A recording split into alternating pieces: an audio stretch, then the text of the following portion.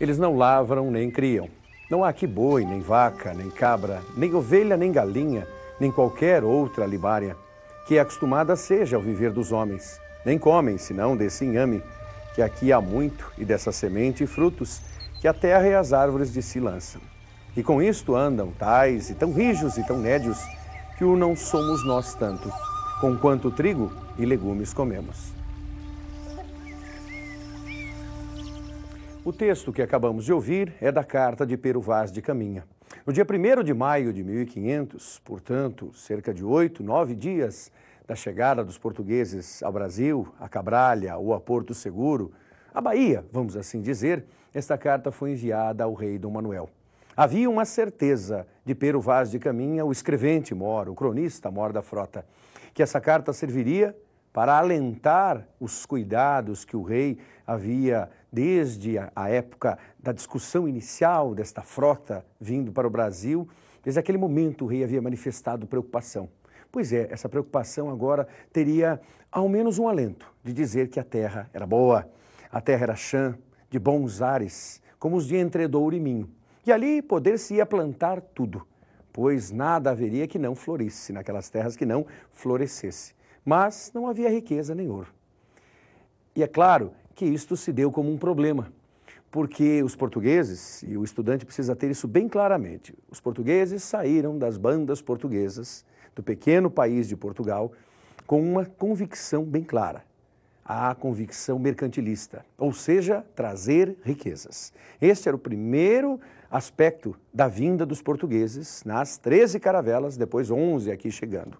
O segundo aspecto que assessorava o primeiro era a catequese, que aliás justificava. Os portugueses não poderiam, sob hipótese alguma, simplesmente dizer vamos à busca de riquezas.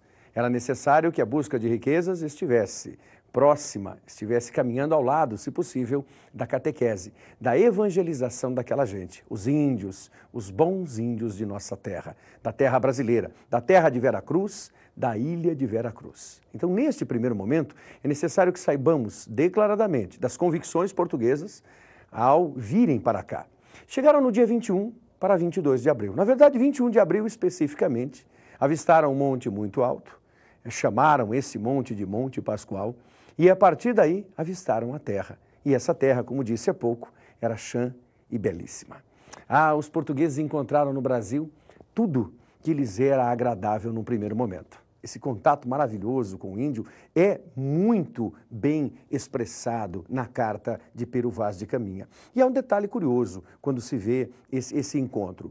Pero Vaz de Caminha deixa bem claro ao rei Dom Manuel que as vergonhas dos índios provocaram certa inquietação num primeiro instante. Não há um número certo, específico, quanto aos índios que aqui viviam no Brasil por volta do século XVI de 1500. Temos várias situações que nos dão conta que esse número era superior a 2 milhões. Então não vamos aqui estabelecer um número fixo, sim, mas algo aproximado a 2 milhões. Agora sabemos que estes 2 milhões de índios produziam mais de 1.616 dialetos diferentes, dos quais o grande destaque é o tupi. É o tupi que denomina a cidade de Coreia-Tuba, como denomina outras tantas cidades do estado do Paraná, outros tantos bairros das várias cidades, outras tantas cidades litorâneas, além de olharmos para as praias, especificamente, e plantas, não esquecendo os animais, os peixes e as aves. Quanta coisa os índios puderam ensinar aos portugueses. Então, a bem da verdade, a literatura de informação é um grande período no qual os portugueses desvendaram a terra brasileira. Destaque maior, a carta de Pero Vaz de Caminha. Depois, alguns tratados, 2 que você merece sempre guardar, o de Pero de Magalhães Gândavo e o de Gabriel Soares de Souza. Claro que décadas se passaram para que esses tratados conseguissem, de alguma forma, observar a gente e a terra brasileira, fauna, flora e povo que aqui estivesse. A essa altura, Pero Vaz de Caminha já havia falecido, ele faleceu logo após voltar a Portugal, depois da viagem brasileira, então ele mesmo não conseguiu ver na prática aquilo que ele havia escrito com os primeiros olhos. Mas a carta de Caminha, guarde bem isso, é a certidão de nascimento do Brasil. Então é fundamental que você entenda a importância do documento como a identidade, o rótulo, a marca brasileira em seu início. Isso é singular. Num outro instante, é bom deixarmos isso bem claro, fechando a ideia das navegações, que havia muita coragem daquela gente em singrar os mares, o Atlântico, em pequenas casquinhas de ovo como esta aqui. A bem da verdade, se olharmos, é uma belíssima embarcação, sem dúvida alguma. Agora, passar 8 semanas aí dentro, ou às vezes 10 semanas neste movimento, para cá e para lá, com comida em parte deteriorada, com água, a não ser aquela que viesse da chuva, com gosto de carvalho, muito ruim, diga-se de passagem, depois de algumas semanas. Então, este balanço aqui fazia com que qualquer homem, depois de semanas, quisesse pisar em terra firme. Por isso, a descoberta do Brasil também foi a tranquilidade do português em encontrar aquela nova terra, cheia de riquezas. Riquezas brasileiras que ornamentam ainda hoje muitas e muitas igrejas de Portugal. Então, a literatura informativa é uma literatura de crônica dos viajantes, também dos missionários e, é lógico, desses cronistas. Falando em missionários, aí sim vem um ponto que nos chama a atenção de forma bastante singular. Se a parte de riquezas, ou seja, se as riquezas, o dinheiro, o vil metal, tinha sido o pressuposto desta vinda para o Brasil, a catequese precisava ter feito alguma coisa. Fez. 4 décadas se passaram até que a primeira missa fosse realizada em terras brasileiras, a primeira grande missa, por assim dizer. E há vários quadros espalhados em escolas, em bibliotecas e em livros que dão conta disso. Mas além dessa primeira missa, é necessário entender que surgiu ali naquela época uma espécie de ONG, de organização não governamental, uma espécie de OCIP, que fazia a catequese em todo o mundo. Era a ONG denominada de Companhia de Jesus. Observe, estamos usando ONG apenas carinhosamente. A Companhia de Jesus trouxe para o Brasil inúmeros padres. Vamos destacar dois grandes nomes e depois o principal. Padre Fernão Cardim, Padre Manuel da Nóbrega, 2 nomes essenciais para a nossa literatura de informação. Mas o grande padre mesmo foi a figura singular, inequívoca de José de Anchieta. José de Anchieta, pelos seus sermões, pela sua teatralização, pela forma do contato com os índios, este homem deixou marcas profundas na literatura brasileira num primeiro momento, na literatura dos jesuítas. Compreendamos, a literatura dos jesuítas é o anexo da literatura informativa. Então, ela está contida na literatura de informação. Estamos usando a variação de nomes, literatura informativa, de informação em quinhentismo, até para que você tenha isso sempre guardado quanto à diversificação. Por que quinhentismo? Porque estamos no primeiro período colonial de nossa literatura. Voltando a Anchieta, ele conseguiu estabelecer uma ligação muito boa com os índios. E ao fazer essa ligação plena com a gente indígena, ele compilou a primeira gramática brasileira. Então, Anchieta é grandemente responsável por ter nos oferecido uma gramática que dava os primeiros passos, dava a iniciação para que o contato entre o mamaluco português, o branco, e o mamaluco indígena se desse de maneira mais sólida. Quem dirá mamaluco? A literatura mostrará mais tarde. E você lembra que eu citei Oswald de Andrade? Pois é, Oswald de Andrade, então agora é a hora do poema de Oswald de Andrade, sempre ensejou dizer isso. Erro de português. O português descobriu o índio debaixo de uma bruta chuva. Que pena, ele dirá isso, que pena, bradando aos ares modernistas. Que pena porque, fosse um dia de sol, o índio teria descoberto o português. Então, este poema de Oswald de Andrade será mais tarde proferido por ele, fazendo alusão à estranha e errônea descoberta do Brasil pelas mãos, melhor, pelas embarcações, como vimos, dos portugueses. É a nossa boa literatura informativa. Aparece nos vestibulares? Raramente. Dá sinal de vida com Anchieta, principal nome. A certidão de nascimento, a carta de caminha. Gabriel Soares de Souza, Pero de Magalhães Gândavo. Grandes cronistas, grandes viajantes. 2 padres, amigos, próximos e corajosos. Fernão Cardim e Manuel da Nóbrega. Guarde as informações, use e abuse da beleza da literatura informativa neste país. É bom deixarmos bem claro a você, nosso amigo estudante, nossa amiga estudante, você, professor, amigo, educador, que o Barroco é o período de conflito, de contraste.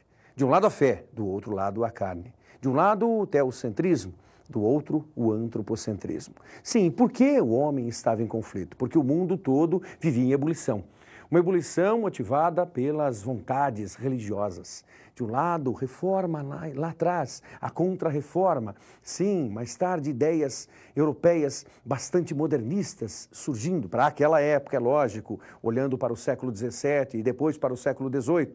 E do outro lado, a resistência, ou seja, permanecer com a tradição, com a fé, com o dogma. Isso deixava os nossos personagens literários em grande antagonismo. Ou seja, não se sabia se a fé era a única vertente ou se a carne deveria ser aquela vertente melhor. Por conta disso, o barroco sempre será visto por todos nós como algo, de um lado, extremamente iluminado, de outro lado, obscuro. E é claro que se estendeu em toda a literatura brasileira, não só na literatura, mas também na escultura. E aqui, Antônio Francisco Lisboa, o Aleijadinho, merece sempre a nossa citação. Pois, afinal de contas, a literatura faz a sua primeira viagem, sai da Bahia e começa a olhar para as Minas Gerais. A literatura barroca, seiscentista, ela é também de caráter duplo, ou seja, ela vive um pouquinho na Bahia e vive também nas Minas Gerais. Cultismo e conceptismo. Para o estudante é necessário rever esses dois aspectos, são características. Olhe para o cultismo e imagine que se trata do jogo de palavras, ou seja, é a forma, é a ênfase, é a maneira de falar, de se dirigir a alguém. Cultismo. Normalmente, o cultismo era defendido pelo padre Antônio Vieira, mas era mais ainda defendido pelo Boca do Inferno, por Gregório de Matos Guerra. Cultismo, basicamente, jogo de palavras. Conceptismo, fundamentalmente o jogo de ideias. Sim, é o que hoje padres fazem na liturgia, nos seus sermões, dentro da igreja, pastores fazem nos cultos, quando dirigem a sua mensagem aos fiéis. Então, basicamente, eles jogam com ideias, sim, e ao jogarem com ideias são conceptistas. Cultismo, jogo de palavras, conceptismo, jogo de ideias. Padre Antônio Vieira transitou pelas duas características, mas ele é mais conceptista do que cultista. Gregório, por sua vez, um cultista singular. Marco inicial. É bom que tenhamos em mente o marco inicial. Se na literatura de informação, que falamos lá no início da nossa atividade de hoje, o marco inicial é a carta de Caminha, agora, no barroco, o marco inicial é o poema Prosopopeia, de Bento Teixeira. Um poema que é um pouco épico. Por que um pouco épico? Alguém há de perguntar. Porque, na verdade, ele é dividido em cantos, assim como foram os Lusíadas lá atrás, os Lusíadas de Luís Vaz de Camões. Dois grandes autores, os maiores do período barroco no Brasil. Então, se Bento Teixeira foi o iniciador, ele não foi um dos grandes autores. É interessante, mas não aparece normalmente sendo cobrado nas provas, nos concursos. Quando se pede para que um autor barroco esteja em evidência em alguma prova, em algum concurso vestibular, este é Gregório de Matos Guerra, o Boca do Inferno. Por que Gregório advogado? Por que Gregório juiz? Por que Gregório Boca do Inferno? Porque ele falava tudo que lhe vinha à cabeça, tudo que lhe vinha ao coração, sobretudo. Ele estava cansado das mentiras, do engodo, da enganação, da falsa fé de muita gente e da falsa amizade de muitas pessoas. E por isso ele estabeleceu 3 tipologias de poesia.